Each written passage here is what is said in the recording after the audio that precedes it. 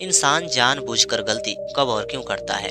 दोस्तों, आपने अक्सर देखा होगा कि बहुत सारे लोग होते हैं जो जाने अनजाने में गलती करते हैं, लेकिन कुछ ऐसे लोग होते हैं जो जानबूझकर गलती करते हैं। उन्हें पता होता है कि ये गलती है, उसके बावजूद भी वो गलती करते हैं। दोस्तों, वह गलती कब और क्यों करते हैं, आइए हम उसे एक कहानी के माध्यम से समझते हैं। दोस्तों, कहानी को शुरू करने से पहले आप लोगों से एक छोटी सी गुजारिश है कि अगर आप लोग हमारे चैनल पे नए हो तो चैनल को सब्सक्राइब करना, और ये कहानी अगर आप लोगों को पसंद आई तो कमेंट करके जरूर बताना। दोस्तों, बहुत समय पहले की बात है। किसी गांव में एक सेठ रहा करता था। जो सेठ के जीवन में 2 बच्चे थे और दोनों बच्चे बहुत ज्यादा सुंदर थे और सेठ का स्वभाव बहुत अच्छा था। वे अपने दोनों बच्चों का पालन पोषण एक बराबर ही किया था, किसी में भेदभाव नहीं किया था। धीरे धीरे समय बीत रही थी। एक समय आया कि सेठ के दोनों बच्चे बड़े हो चुके थे। उनकी शादी विवाह हो गई और दोनों बच्चों बहुओं के साथ रहने लगे। सेठ को लगा कि अब मैं बुढ़ापे में जा चुका हूँ, मेरी पत्नी भी मेरे जीवन से चली गई और मुझे इन दोनों में बंटवारा कर देना चाहिए। उसने गांव के कुछ पंचों को लेकर उन लोगों में बंटवारा करना शुरू कर दिया। जब वो गांव के कुछ पंचों को लेकर उन लोगों में बंटवारा करना शुरू किया, तभी बड़े बेटे को लालच आया और अपने पिता से उसने कहा कि हे पिताजी, माँ की जितनी सामग्री है आप मुझे दे दो, और छोटे भाई के पास तो पहले से सामग्री मौजूद हो जाएगी क्योंकि वो मेरे से अत्यधिक पैसे कमाया करता है। पिता ने कहा कि हे बेटे, मैं ऐसा काम नहीं कर सकता हूँ जिसमें किसी को नुकसान हो और किसी को लाभ हो। मैं तुम दोनों का पिता हूँ और मैं कभी भी ऐसी हरकत नहीं कर सकता। दोस्तों, बड़ा बेटा चुप हो गया। उन दोनों में पूरी तरह से बंटवारा हो गई। दोनों का बंटवारा होने के बाद वे दोनों अपने अपने घर पे रहने लगे। धीरे धीरे समय बीत रहा था। बड़ा भाई को बहुत ज्यादा लालच आ रही थी और वे सोच रहा था कि मेरे से ज्यादा छोटा भाई अमीर बन जाएगा, लेकिन छोटा भाई तो और ज्यादा लालची था। वे सोच रहा था कि संपत्ति तो बराबर मिली है और मुझे भी अपने बड़े भाई से ज्यादा संपत्ति बनानी है। पत्नी कहने लगी कि संपत्ति तभी बनेगा जब आप शहर में जाके काम करोगे। तभी वो कहने लगा कि मैं शहर में जाकर काम करूंगा, लेकिन याद रहे संपत्ति आप धीरे धीरे खरीदते रहना और मुझे बड़े भाई से भी ज्यादा अमीर बन जाना है। धीरे धीरे वो शहर में जाता है और काम करने लगता है। धीरे धीरे समय बीत रही थी और वे संपत्ति को बना रही थी।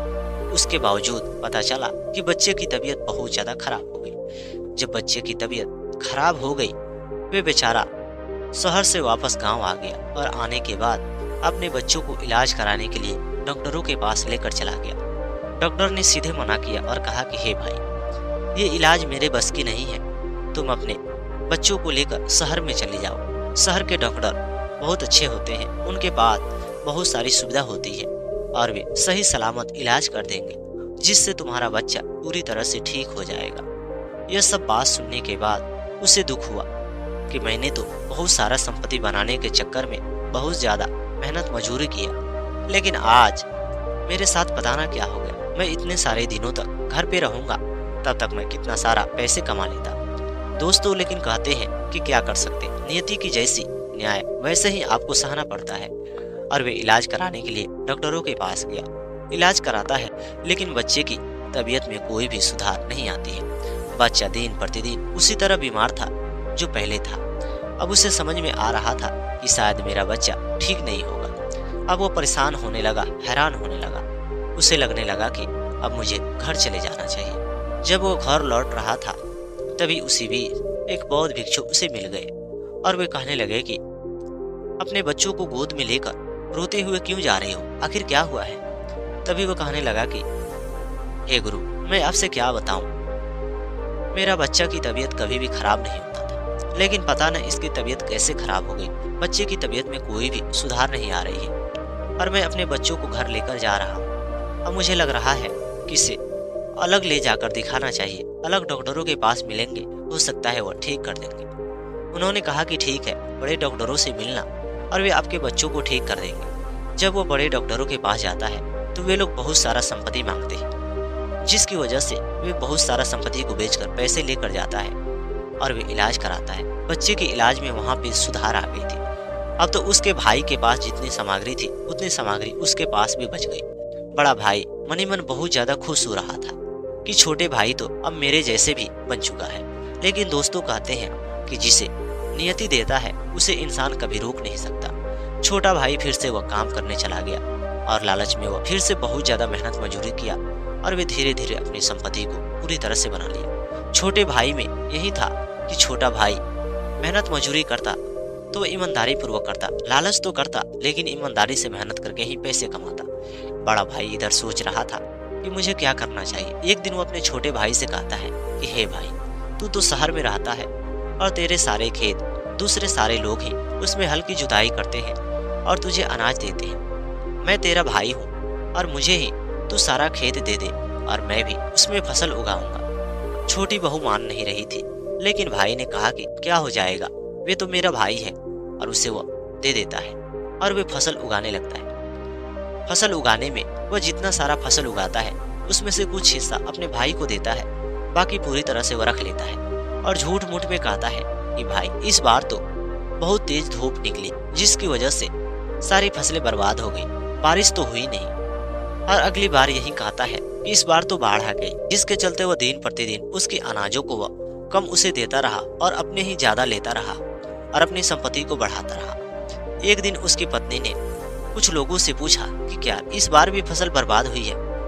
गांव के कुछ लोगों ने कहा कि नहीं, ये हमेशा झूठ बोलता है और झूठ बोल बोल कर ये इतना सारा संपत्ति बनाया है और तुम लोगों के बेवकूफ बना रहा है। अपने पति से जब ये बात को कहती है, पति फौरन फसल कटने से पहले आ जाता है और आकर वह फसल कटवाता है। इस बार तो बड़ा भाई बहुत ज्यादा उसे दे देता है और वे सोचने लगता है इस बार तो इतनी ज्यादा फसल मिली है, लेकिन पहले तो कभी नहीं मिली थी।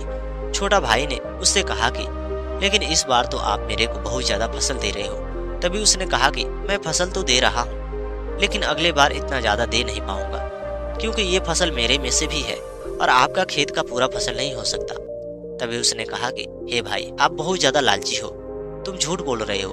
मैं तो दूसरों को खेत देता हूँ, उससे ज्यादा फसल तो आप नहीं दे रहे हो, वे तो दे रहा था, आप मेरे खेतों को छोड़ दो। उसने कहा कि हे भाई, मुझसे गलती हो गई, अगली बार मैं फसल तुझे दुगुना दे पाऊंगा।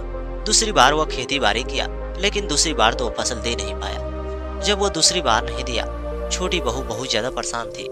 गांव के 5 लोगों को इकट्ठा करके वे कहने लगे कि देखो, ये लोग हमें फसल नहीं दे रहे हैं और ये हमारे खेतों में जुताई कर चुके हैं। तभी गांव के लोगों ने पूछा तो कहने लगा कि फसल हुई नहीं, बर्बाद हो गई।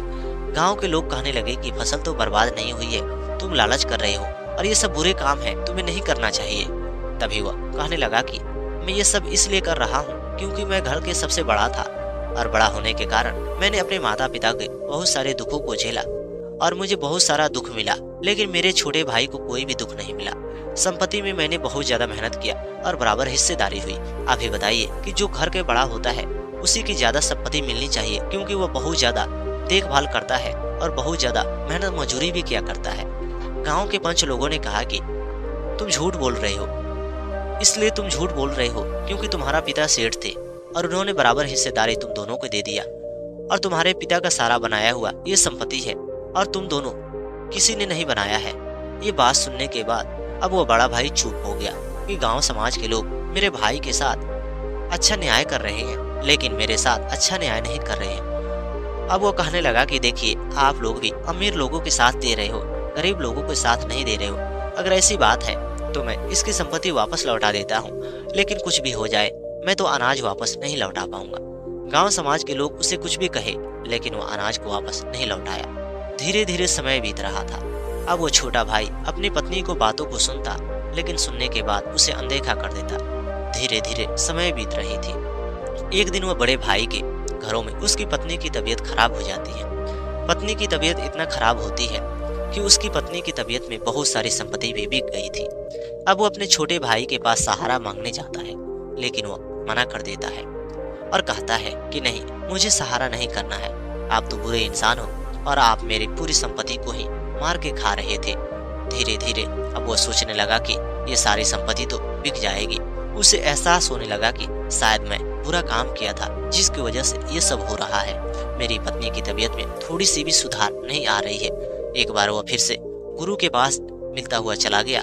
जैसे वो गुरु रास्ते से आ रहे थे, ये भी बाजार से ही गुजर रहा था। गुरु से कहने लगा कि हे गुरु, मैं सुन रहा हूँ कि आप हर एक लोगों की समस्या का समाधान निकालते हो, लेकिन आप मेरी समस्या का समाधान नहीं निकालोगे। गुरु कहने लगे कि बोलो तुम्हारी क्या समस्या है। उसने कहा कि मेरी पत्नी की चारों तरफ मैंने इलाज कराया, लेकिन उसे कुछ नहीं ठीक हो पाया और मेरी पत्नी को ऊपर शायद किसी ने जादू टोना किया होगा, आप उसे ठीक कर दो। गुरु कहने लगे कि आप मेरे आश्रम में उसे लेकर कल जरूर आना।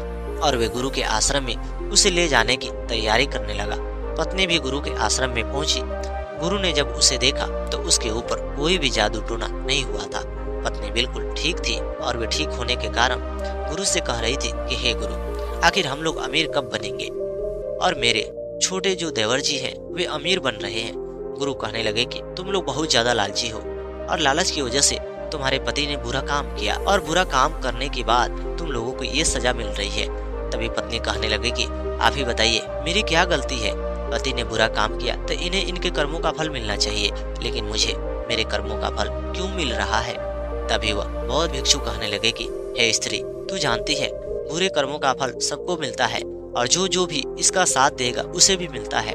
तू भी इससे साथ दी थी और मना भी नहीं की थी, और तू भी बता रही थी कि ऐसे बातों बता देना ताकि वे जानेंगे कि फसल बर्बाद हो गई है, और तुम लोगों ने दिन प्रतिदिन उसके साथ तुम लोगों ने बेईमानी किया, जिसके चलते आज तुम्हें ये नफा और नुकसान दिखाई पड़ रहा है।